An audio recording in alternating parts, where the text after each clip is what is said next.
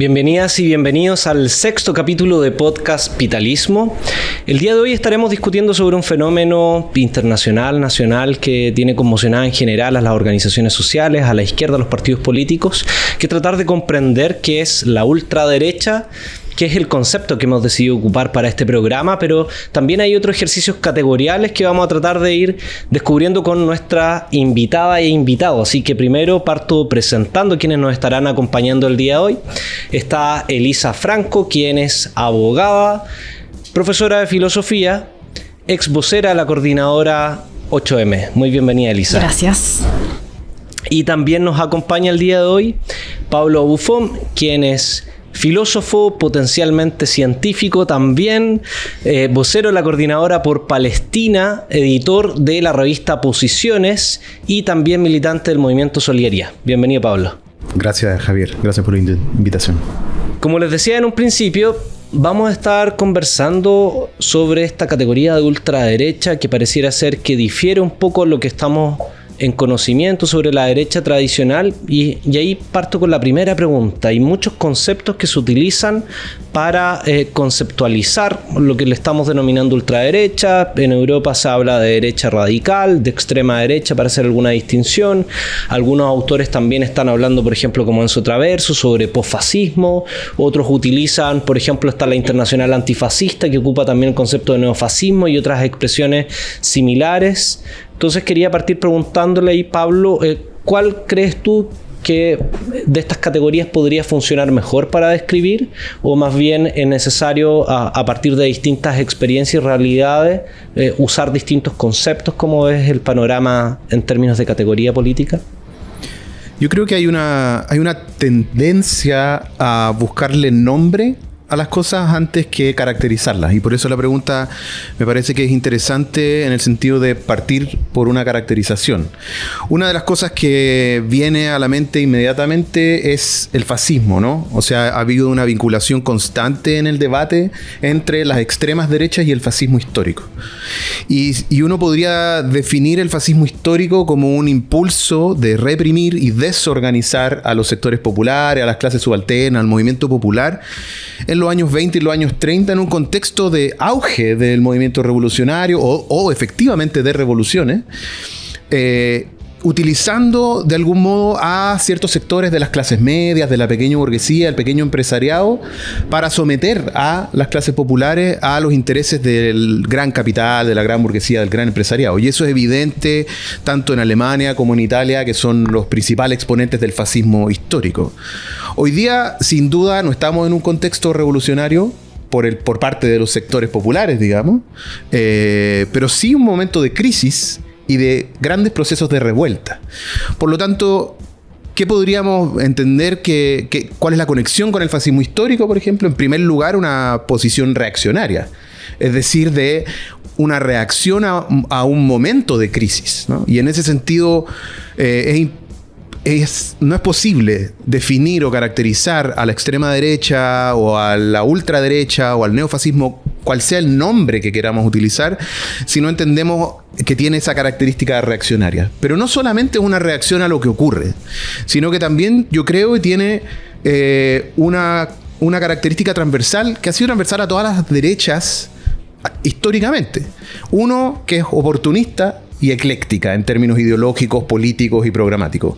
Y hoy ese eclecticismo, esa mezcla de distintas cosas, de ir agarrando de donde sea, para mí tiene 4 características. La extrema derecha en todo el mundo es nacionalista, defiende el sistema capitalista en sus variantes, digamos, diversas, es autoritaria, clama por un orden, ya sea un nuevo orden o volver a un orden pasado, y finalmente es conservadora. En nuestro caso es un conservadurismo cristiano, no solamente católico, también evangélico. En otros países es un conservadurismo judío sionista o islámico fundamentalista, ¿no? Pero sin duda que tiene esas 4 características: el nacionalismo, la defensa del capitalismo, un orden autoritario y una perspectiva conservadora. Solo para cerrar, creo también que para poder comprender este fenómeno de las nuevas derechas o de las extremas derechas, es imposible sin ver que son una respuesta a una crisis múltiple que experimentamos como sociedad a nivel global. Esa es una crisis, yo diría, no son múltiples crisis sumadas, sino una sola crisis del modo de vida actual, el modo de vida capitalista, pero que tiene varios aspectos. Y yo creo que los principales aspectos son una crisis económica, una economía que no se recupera de la crisis del 2008 en ningún lugar del mundo y que fue profundizada en la pandemia, una crisis ecológica que implica no solo el cambio climático, sino la destrucción de los océanos, de la biodiversidad, la expansión de las ciudades en todo el mundo, ¿no es cierto? Por otro lado, una crisis político-ideológica, de dirección política, de proyecto político, pero también de visiones de mundo, de concepciones de sociedad. Y finalmente, algo que en general en el debate público y en el debate de la izquierda, excepto por el feminismo, no he puesto sobre la mesa, que es una crisis de las relaciones sexuales, una crisis de la familia, una crisis de la reproducción de los individuos y de las colectividades, y por lo tanto la extrema derecha lo que hace es su reactividad o su carácter reaccionario es reacciona a esa crisis, no a los actores presentes en la crisis. Entonces, solo para cerrar y dejar un punto que creo que polemiza con otros sectores, quizás más conservadores dentro de la izquierda. El fascismo, las nuevas derechas, no son una reacción al avance del feminismo, por ejemplo. Son una reacción a la crisis ante la cual el feminismo también responde. No son una reacción contra los procesos migratorios. Y los movimientos migrantes son una reacción ante la crisis que implica económicamente el aumento de la población migrante o los grandes movimientos de personas a nivel mundial. Claro. Y en esa línea, Elisa, ¿cómo lo ves tú en términos de categoría, pero también comprendiendo un poco, lo mencionaba Pablo igual, el rol que ha tenido, por ejemplo, la coordinadora feminista 8M, con varios pronunciamientos respecto a autoritarismo a nivel de experiencias internacionales igual, tanto recientes como también a lo largo de su historia, y que también se autodefinen como una organización antifascista, o a lo menos parte de los lemas que se ocupa gráficamente y también en los comunicados. Si yo en primer lugar señalaría que no estamos ante un fenómeno nuevo. Creo que esto es importante igual señalarlo, porque al menos, por ejemplo, Casmut, que es un teórico, plantea que estamos en la cuarta ola de ultraderecha a lo largo del siglo XX, por ejemplo. Y justamente tiene relación con lo que decía Pablo, ¿no? Cuando el capitalismo entra en crisis, aparecen, ¿no? Esta verdadera cara del capitalismo que tiene que ver con que el capitalismo se ha impuesto y se ha mantenido a partir de la violencia, la guerra, el autoritarismo, etcétera. Entonces, en primer lugar me gustaría señalar eso, ¿no? Que los fenómenos como fascistas son estructurales al capitalismo. El capitalismo no puede sobrevivir sin tener que o implementarse autoritariamente o mantenerse como estamos ahora actualmente viviendo. Si uno habla de categorías, por ejemplo, efectivamente en el norte, en Estados Unidos, en Inglaterra, hacen una diferencia, ¿no?, entre la derecha radical y la ultraderecha o la derecha extrema, ¿no? La derecha radical sería más bien una derecha como nuestra UDI, que entra a los juegos democráticos, entra a los juegos electorales, entra como al sistema democrático burgués, si lo queremos decir.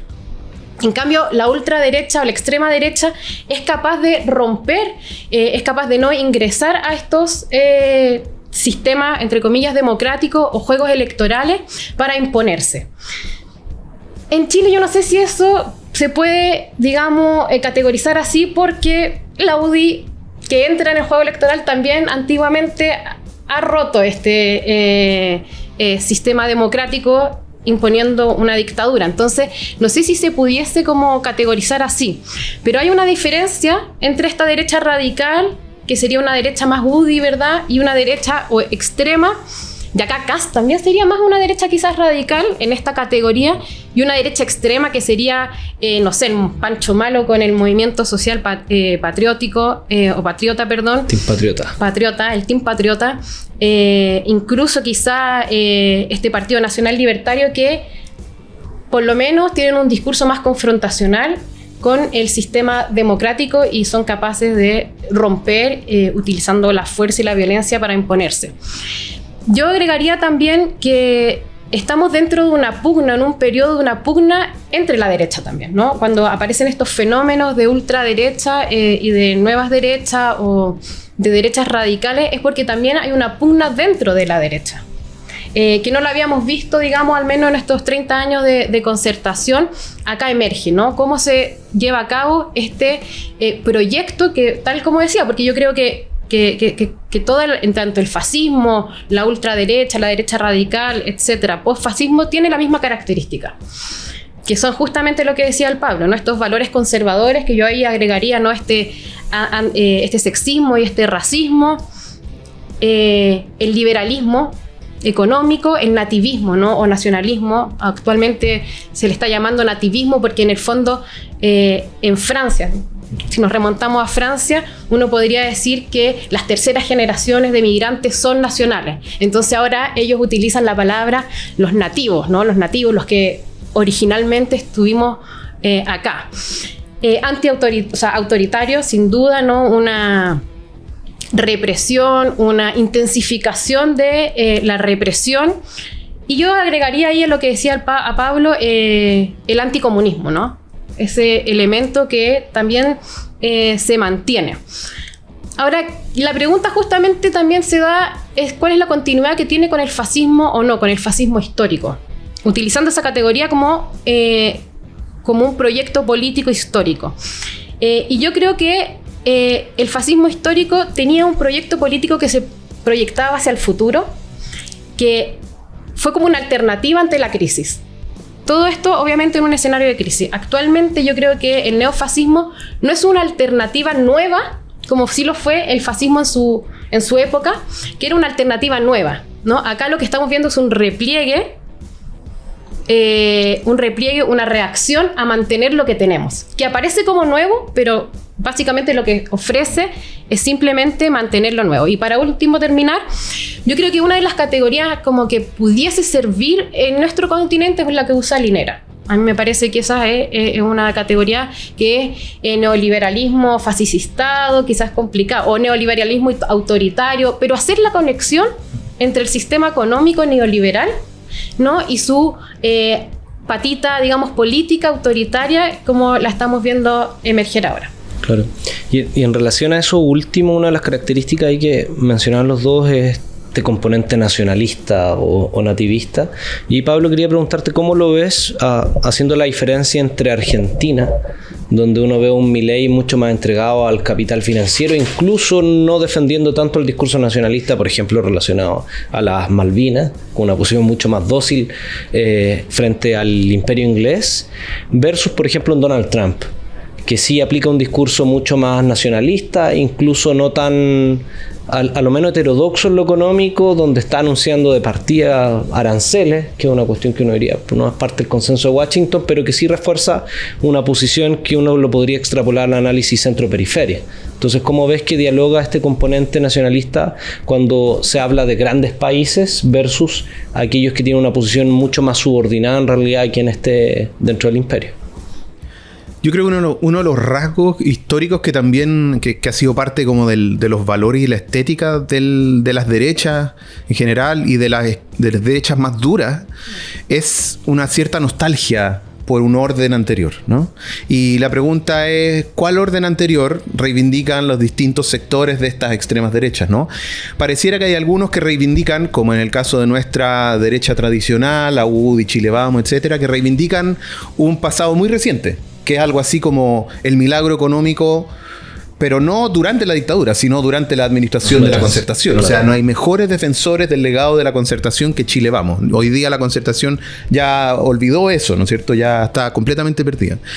Pero hay otros que reivindican un pasado más anterior, que yo diría que en Chile tiene que ver con un momento de la formación de la República, entre 1880 y 1920, donde lo que teníamos era el dominio patronal y oligárquico más radical, ¿no es cierto? O sea, la subordinación total de los sectores populares por la falta, digamos, de organizaciones fuertes para defenderse, pero también una forma de economía abierta que no es muy distinta de lo que es algunos de los aspectos del neoliberalismo en términos de apertura económica, ¿no?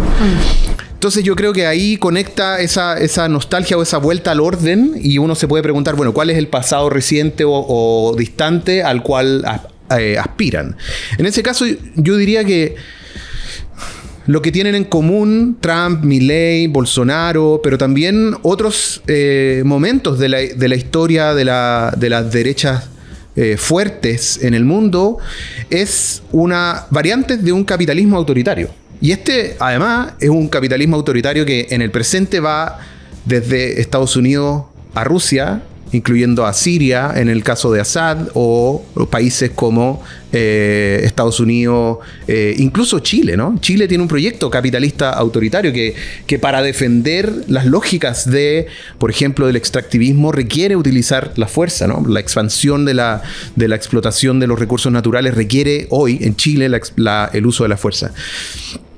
Y ahí uno podría ver una línea histórica que es muy clave, y que más allá del apego al nacionalismo o al nativismo, es el apego a las clases dominantes, a la gran burguesía nacional, ¿no? Y ahí uno podría decir Italia en el año 22, Alemania en el año 33, Chile en el año 73, con Trump en el 2016 y con Milei en el 2024, las primeras medidas de todos esos gobiernos son en favor de las grandes burguesías nacionales, ¿no? Por lo tanto, cada uno de esos países tiene variantes que pueden ser más, digamos, de apertura al mercado global o de proteccionismo, pero que mantienen, digamos, las lógicas básicas del sistema capitalista en términos de explotación de la fuerza de trabajo, acumulación de la riqueza en determinados sectores, y por lo tanto el proteccionismo no hay una gran diferencia entre un proteccionismo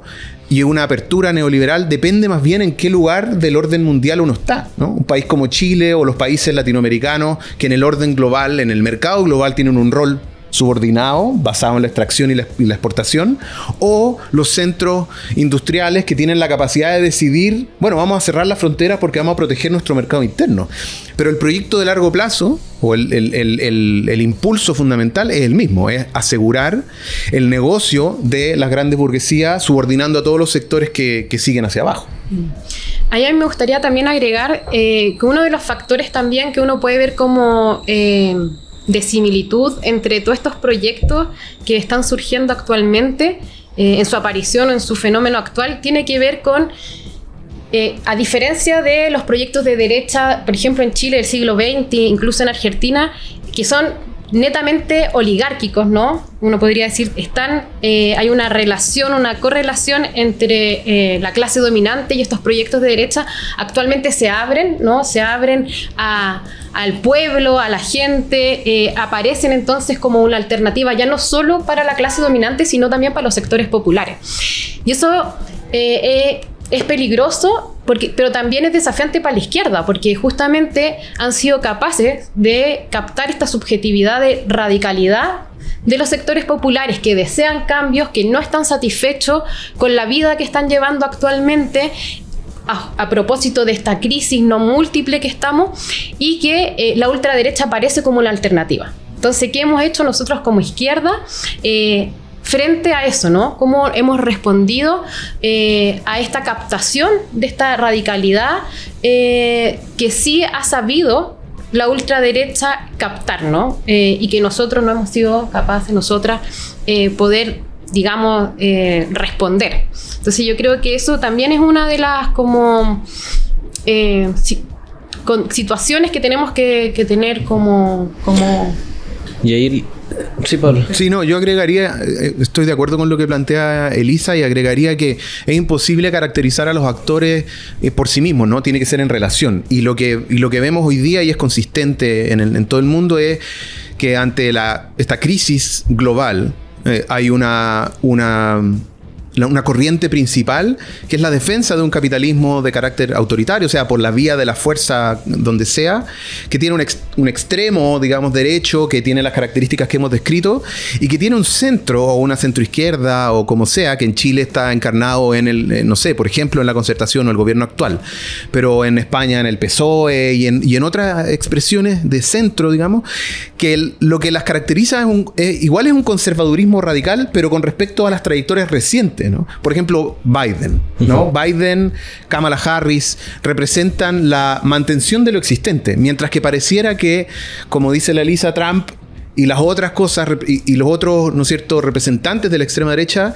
muestran una alternativa. Ahora, si uno lee muy como el detalle, lo que uno ve es que es una alternativa de radicalización de lo existente, mientras que los sectores de centro son conservadores con respecto a lo existente y por eso no están dispuestos a medidas proteccionistas y defienden, ¿no es cierto?, los tratados de libre comercio y ese tipo de cosas.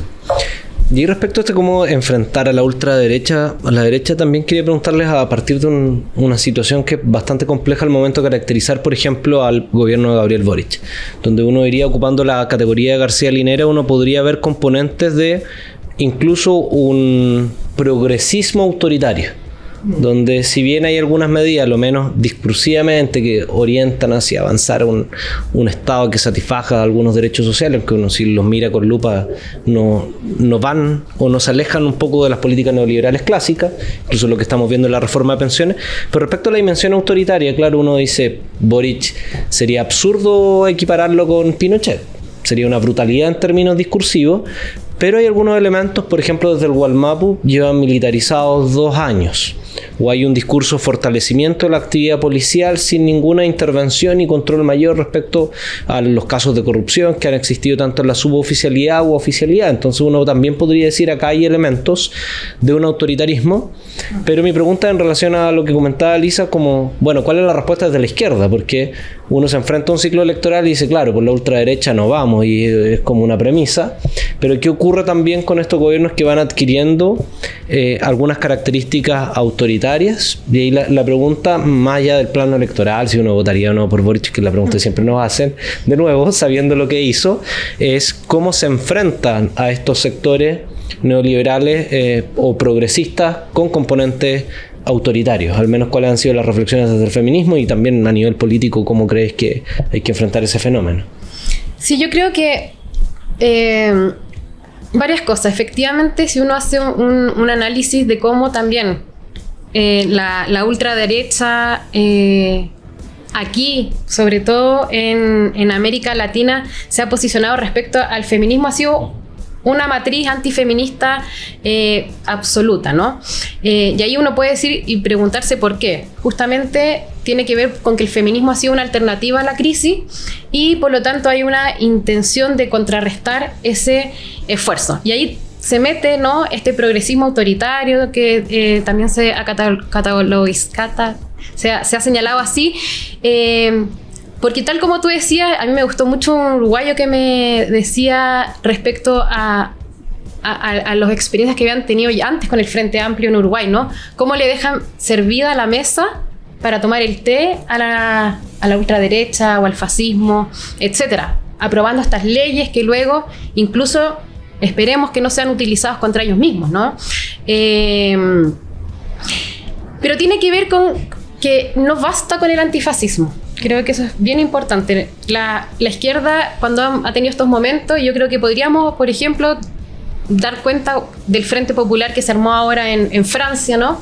Que es digno de analizar, porque efectivamente pudieron frenar, ¿no?, ser como un pequeño dique de contención. Yo creo que las feministas también fuimos en su momento con Boric, cuando hicimos un llamado a no votar por Kast porque nuestra vida estaba en peligro.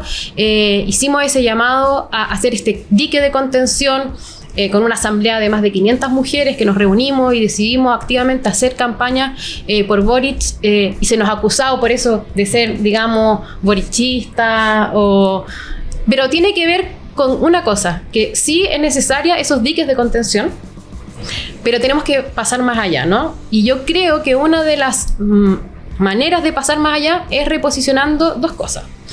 Primero, un discurso anticapitalista. Creo que es fundamental un discurso anticapitalista, antipatriarcal, vinculando, ¿no?, estas 2 esferas, ¿no?, la esfera de la reproducción y de la producción, como lo hemos hecho, ¿no?, tanto en la Coordinadora Feminista como en distintos feminismos populares, y por lo tanto trascender este discurso solo antifascista que se activa, digamos, en estos momentos de crisis. Y como segundo, creo que también una cosa que Pablo lo había dicho, ¿no?, cómo retomar desde la izquierda esta pregunta estratégica, ¿no? ¿Por qué vamos al gobierno? ¿Para qué? ¿Hacia dónde vamos? ¿Cuáles van a ser nuestras distintas posibilidades y pasos para llegar a qué? A una sociedad, bueno, tal como se llama este podcast, postcapitalista, ¿no? Yo creo que hay que retomar ese horizonte que por la izquierda se ha abandonado. Y que yo creo que el feminismo sí ha sido capaz de reponerlo y ha sido capaz de posicionarlo, ¿no? Como con la categoría contra la precarización de la vida. Ahí estamos atacando justamente las bases del sistema capitalista neoliberal que está imbrincado con este sistema patriarcal y también racista. Y Pablo, ¿tú cómo la ves? La misma pregunta, pero también en una dimensión internacional a propósito de lo que mencionabas de Biden y Harris, donde sobre todo las juventudes árabes o pro-Palestina en la última elección de Estados Unidos decían, bueno, Trump, si bien se llevó la embajada de Tel Aviv a Jerusalén y es un férreo sustento a las políticas sionistas, lo que se vio en la administración de Biden no fue algo muy distinto, y además el genocidio se llevó precisamente en ese gobierno. Entonces, cuando ahí tratan de plantear una equivalencia en torno a estas elecciones, donde algunos sectores simplemente deciden no ser parte de ese juego de las grandes élites, ¿cómo ves la construcción de alternativas frente a esta ultraderecha que uno podría categorizar con Trump, pero también estas políticas progresistas autoritarias que se han visto por parte de los demócratas? Yo creo que un elemento central es que el giro autoritario en las democracias liberales ocurre a nivel de política de Estado y no de gobierno. Por lo tanto, eso es lo que, por ejemplo, permite explicar que con todas las buenas intenciones de un gobierno de apruebo dignidad y su programa, no hayan podido hacer otra cosa, ¿no? Algunos con satisfacción, otros con resignación, pero no hayan podido hacer otra cosa que implementar políticas autoritarias, por ejemplo, en el Gualmapu, en la frontera norte, con respecto al movimiento estudiantil, etcétera, ¿no? O sea, hay una política de Estado en ese sentido. Y eso ocurre también en otros países, y creo que el compromiso de Estados Unidos con Israel es de carácter existencial, ni siquiera estratégico, ¿no? O sea, Estados Unidos no existe sin Israel en Medio Oriente, ¿no? O sea, la caída de Israel en Medio Oriente, por ejemplo, el triunfo de una revolución palestina que libere a Medio Oriente, implicaría un golpe estratégico a Estados Unidos, ¿no? Pondría en riesgo el proyecto norteamericano de control y de imperial a nivel mundial. Entonces, en ese sentido, el lugar que tiene el sionismo en Estados Unidos y en el mundo es muy importante. Y ahí, por ejemplo, uno puede ver evidentemente que entre Trump y Biden no hay ninguna diferencia. O sea, hay un compromiso profundo con el sionismo. Y lo mismo ocurre con el resto de las extremas derechas en el mundo. Es impresionante ver que uno podría agregar, ¿no es cierto?, que a las características de la extrema derecha es el sionismo. En todo el mundo son afines al sionismo. Milei es el caso quizás más patético, más payasesco. Pero en otros países las extremas derechas se identifican con el sionismo porque ven ahí un proyecto etnonacionalista, nativista, como quiera que le llamemos, que tiene características que son las sociedades a las que aspiran, ¿no? Que puede excluir a un determinado sector de la población o someterlo de manera absoluta y al mismo tiempo seguir funcionando como si fuese una democracia. Entonces, yo creo que el sionismo es un hilo que en este momento conecta a las extremas derechas, al cual hay que ponerle ojo, y que en este momento ser antisionista es equivalente a ser antiimperialista, ¿no? Y eso es un elemento que yo agregaría a las cosas que mencionaba la Eli como una perspectiva anticapitalista y postcapitalista.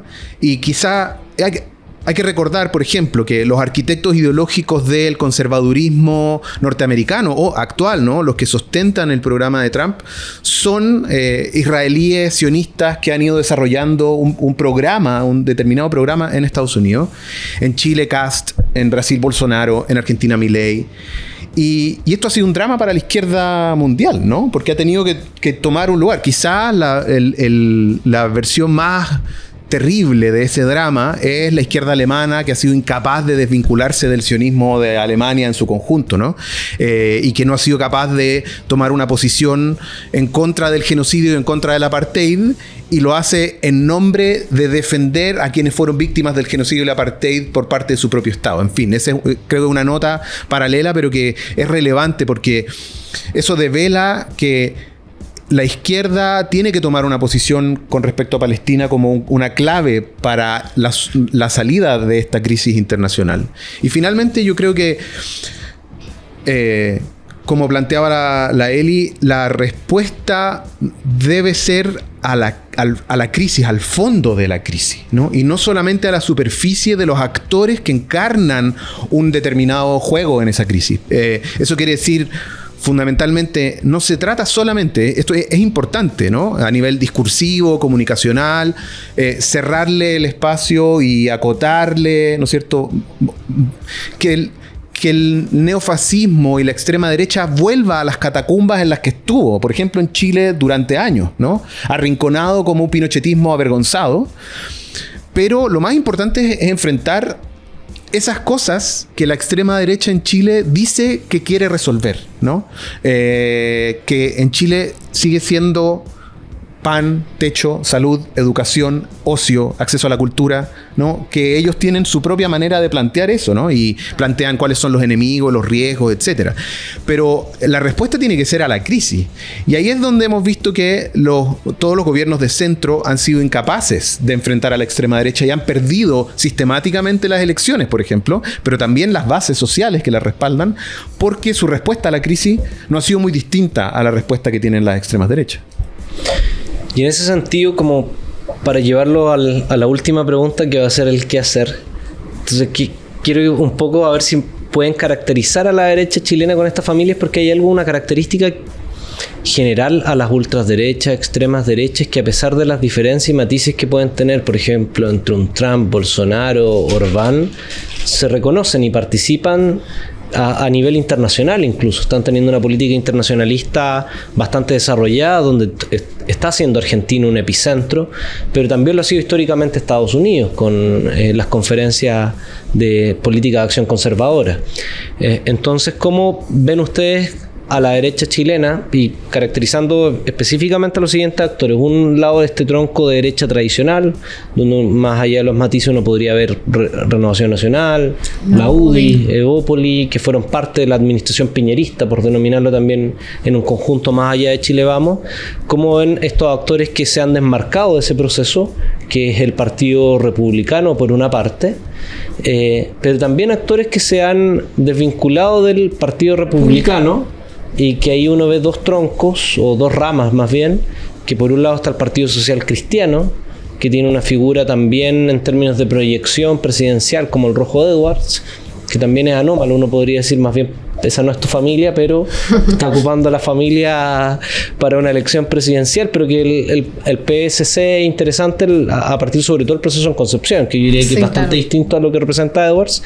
Y por otro lado también lo que está haciendo ahora el Partido Nacional Libertario de Johannes Kaiser, que también discursivamente se le ha intentado asociar como el más parecido a Milei. Entonces, mira ahí si pueden comentar algunos, no todos quizá, pero ¿qué opinan de estos actores? ¿A quién los ven más familiarizados? ¿Qué relación pueden tener tanto con Argentina, con Brasil, con Estados Unidos? ¿Si es relevante para estos actores lo que está ocurriendo en otros países o no? ¿O simplemente se reconocen como parte de esta familia conservadora y les da igual si es Trump o algún matiz? No tienen esta afiliación que la izquierda sí tenemos, donde uno dice, mira, más bien me reconozco con estas organizaciones, son mucho más hermanas que estas otras. Pareciera ser que para la derecha no les importa tanto apoyar un Bukele, un Bolsonaro, un Milei o un Trump. Entonces, quería preguntarle eso, Elisa, ¿tú cómo lo ves? Que lo mencionaste al principio de tu intervención igual. Sí, dos cosas. Yo, en primer lugar, diría que efectivamente estamos en un momento de una pugna entre la derecha, ¿no?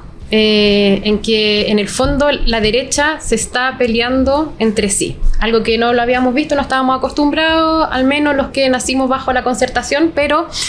o al principio de la Concertación. Pero...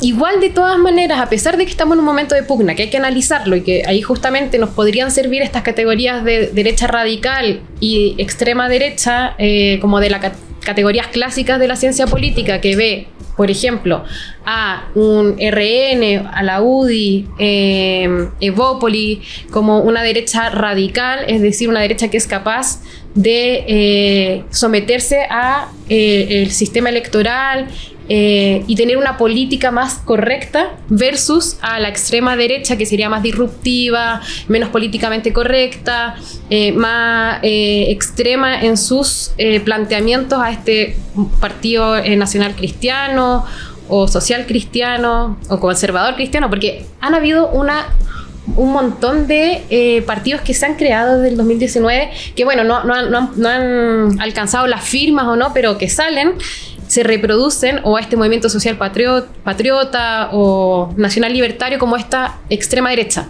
Pero lo que yo quiero decir, que a pesar de estas categorías, que uno puede decir estos son más extrema derecha, porque como decía, bueno, el mismo Johannes Kaiser ayer, ¿no?, que señalaba que él no se veía como extrema derecha porque él, bueno, sí estaría dispuesto a respetar mínimo el derecho a la vida de otras personas. En cambio, la extrema derecha no.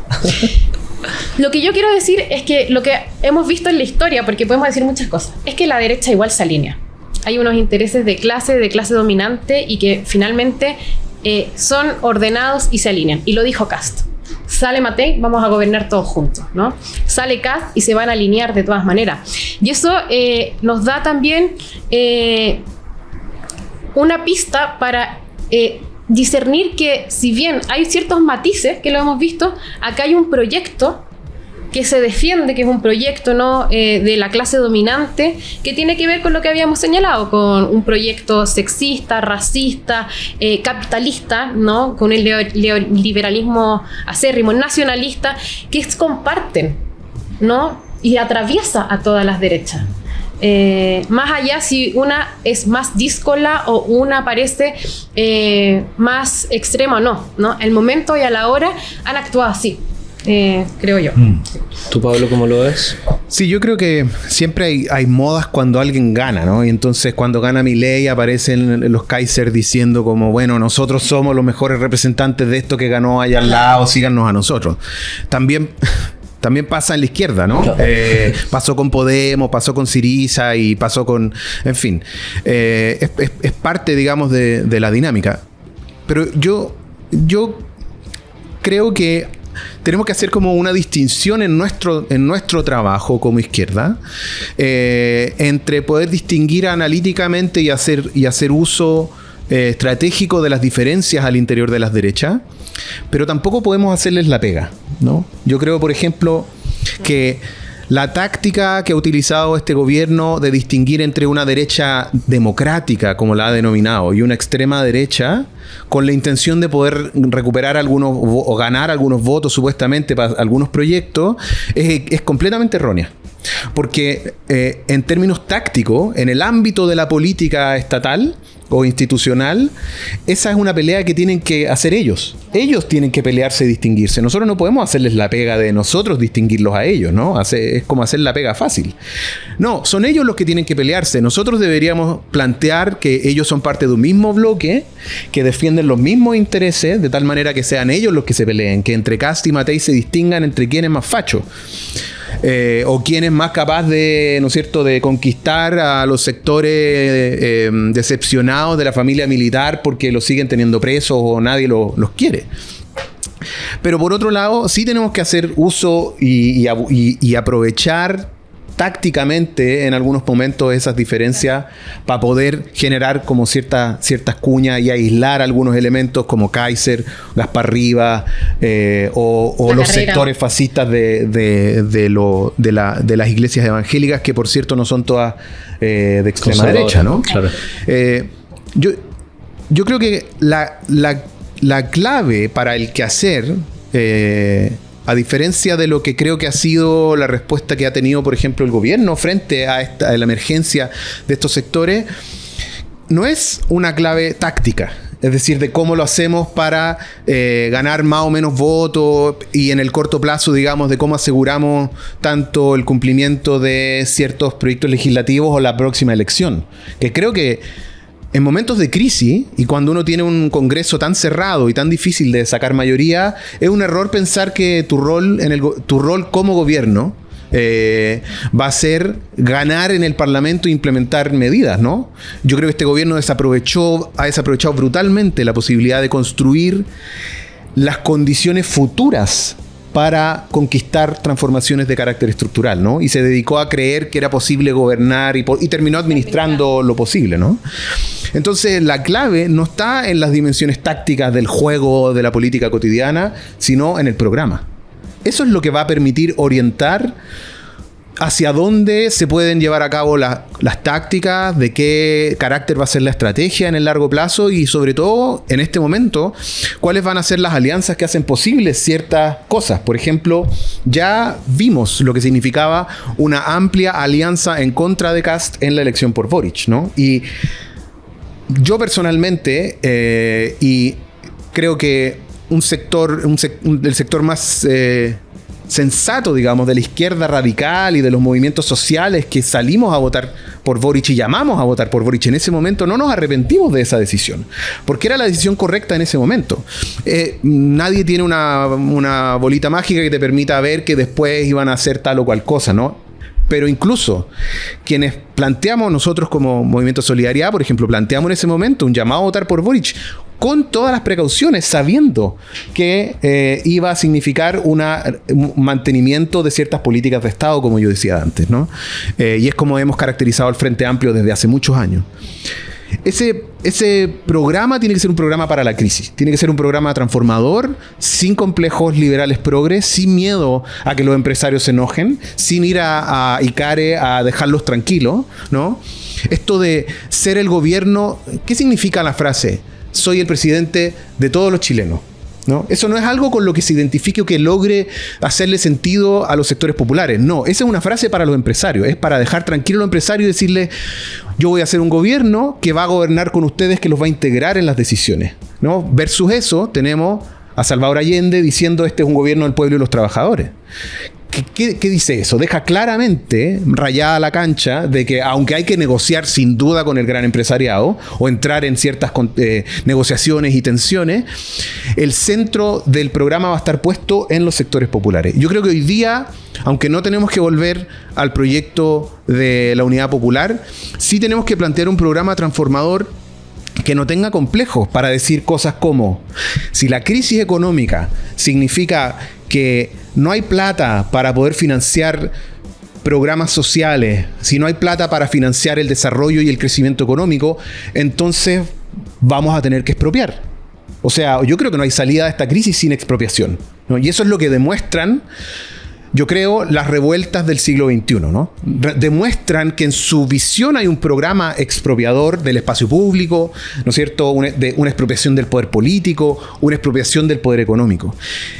Eso yo creo que es fundamental, un programa transformador sin complejo, sin miedo a los empresarios, pero también sin miedo a la derecha y a lo que les vaya a decir, sin miedo a las encuestas y a las redes sociales, ¿no? Pareciera que los gobiernos centristas o progresistas de este ciclo viven en Twitter, o viven en las redes sociales, o viven en las encuestas, ¿no? Y cualquier analista debiese honestamente saber y decir que las estadísticas mienten muchas veces, ¿no? O sea, una encuesta puede preguntar cualquier cosa y decir cosas contradictorias, y el resultado de eso uno lo puede ver, por ejemplo, en el voto en contra de del proyecto constitucional del 22, pero cuando uno entrevista y encuesta a las personas, lo que querían en realidad era eso mismo que estaba en el proyecto, ¿no? Y por lo tanto, construir ese programa para los sectores populares y una estrategia que sea acorde a eso implica construir un movimiento, construir las bases de un movimiento, unas instituciones culturales, sociales y políticas que permitan implementar ese programa en el mediano plazo. Esa es la doctrina Carlitos Caselli, no es necesario que esté de acuerdo conmigo mismo. Sí. Veía gente votando apruebo por cambiar la Constitución, votando rechazo, votando republicano, votando porque se vayan todos, pero también responde un poco al fenómeno de la crisis que se ve. Y ahí tú, Eli, ¿cómo lo ves en términos también del qué hacer ahora en el momento actual, cómo enfrentar a esta ultraderecha, pero también a la crisis del sistema, como comentaba Pablo? Sí, quería agarrarme de lo último que dijiste, de justamente de la gente que vota... quiero cambiar la Constitución, pero después voto republicano para mi alcalde, o efectivamente no hay como una orientación política como coherente que uno le exige a sus compañeros, a sus compañeras, ¿no?